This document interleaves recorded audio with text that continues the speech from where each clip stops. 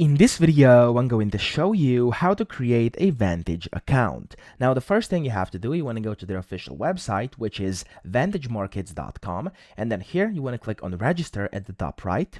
And then to create your account here, you're going to have to put in some of your info. You'll be able to select if you want to use your email or your phone number, and then just put in the required info and click on create account.